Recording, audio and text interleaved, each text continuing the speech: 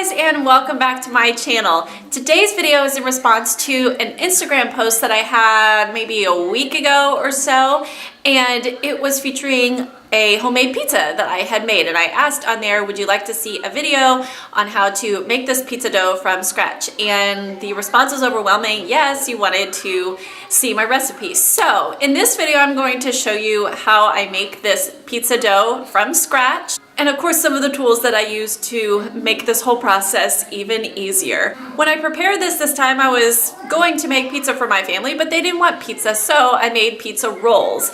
And so basically this is just a dough recipe and showing how I'm making the pizza rolls, but of course you could do whatever it is that you want with this pizza dough. You can make it a regular pizza, pizza rolls, breadsticks, whatever you want, season it however you want, it's up to you.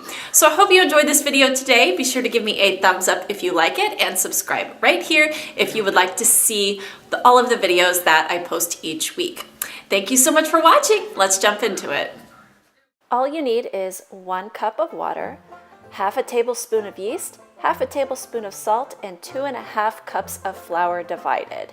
Now the first thing that you're gonna do here is pour in the water. I like my water warm right at about 100 degrees, and then add the yeast and set the timer for about 5 minutes.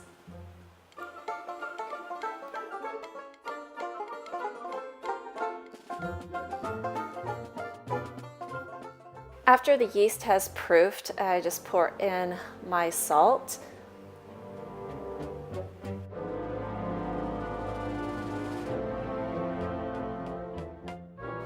Now I like to stir it with the bread hook for just a second before I start adding in the flour, and I'm actually using a 1/4 cup measuring cup here to add about half of the flour.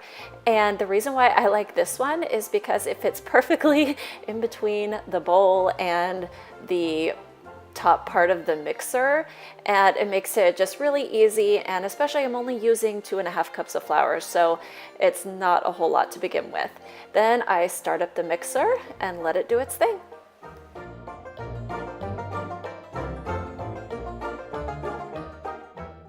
Another good thing about this 1/4 cup size measuring spoon is that I've gotten really good at dumping the flour in while the hook is moving without it hitting the hook. So, talent.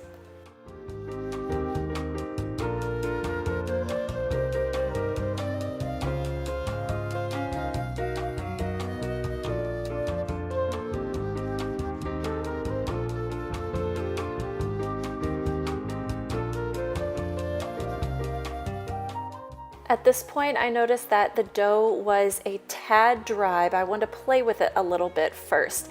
And if this happens, all you have to do is add a little bit of water, you know, just a little bit, like a teaspoon. It doesn't take much. And if you find that it is too sticky, just add a little flour, kind of play around with it. A lot of things can contribute to this: humidity, time of the day, the amount that you use, you know. Just play around with it. It's dough. You can't go wrong.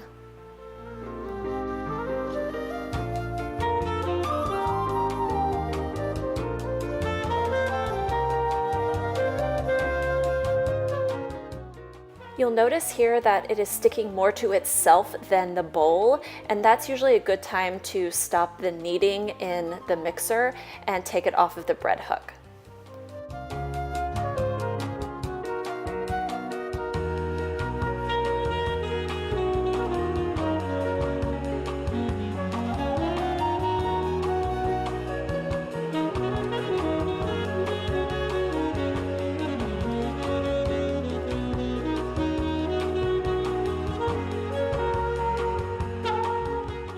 Now for probably one of the more important steps in this whole process, cover it with some plastic wrap, and I'm just going to let it sit for 10 to 15 minutes. While the dough is resting, I'm just setting my oven to 400 degrees. Now for my favorite time of all, time to play with the dough. First, I'm going to start out here by sprinkling some flour on my surface, and this is just my countertop. Nothing special. I do have a pastry mat, but my countertop works just fine. And I don't have to wash anything separate. Now I'm just putting the dough out on the flour and kneading it, playing with it. This is my absolute favorite part of this whole process. I love playing with dough. It just makes me happy.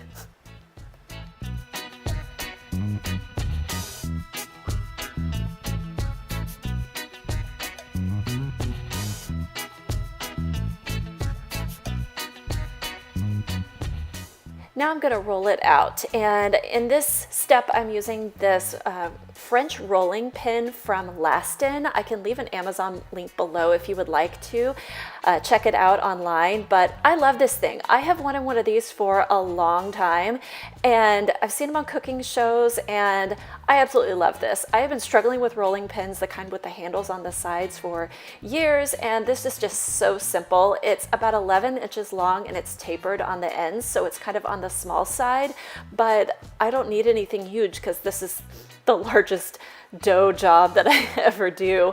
But it was perfect for if I wanted to one-handedly rolling out the dough. So be sure to check the Amazon link below and you can pick one up for yourself. And here I'm just stretching out the dough. This shows how stretchy this is. This recipe makes a really nice moldable dough, and I think it's absolutely perfect for pizza, breadsticks, pizza rolls, whatever. And I'm also using this product from Pampered Chef, and I do not remember what it's called, but it has 3 little discs on it. There's a like a pastry sealing disc, a scallop disc, and just a regular one that I'm using here. It is plastic and it's not super sharp like a pizza roller, so I can use it right on my countertop. I just have regular vinyl countertops, nothing special. I can't speak to other types of countertops, but this will not cut mine. Now, as you can see, I'm cutting out little pieces to use for my pizza rolls. There is no rhyme or reason to this. I just cut out shapes willy-nilly, I guess. And you can see me adding the cheese and pepperoni. When I roll these up and bake them, they'll be perfect for dipping in sauce. You can put some sauce in the middle if you want. That's totally fine too. And you can see as I roll them up, I'm actually pinching the ends to seal it.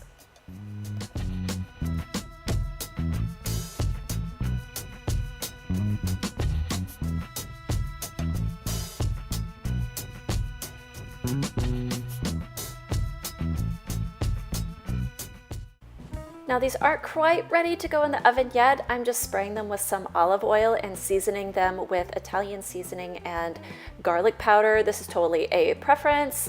I like it this way. I think they turn out really nice and tasty, especially on the top. You could of course do butter or whatever tickles your fancy. This is your recipe. Just like you would do with empanadas, it's good to go ahead and poke them with a fork just to let any steam out. And when the oven is ready, just stick them on in. Regular pizza, you need to put them in for put it in for about 18 to 20 minutes. I found with pizza rolls, it needs more like 23 to 25 minutes. And when they come out, they look so beautiful like this. I hope you enjoyed this video and I hope you go and make some for yourselves. Have a great day. Bye.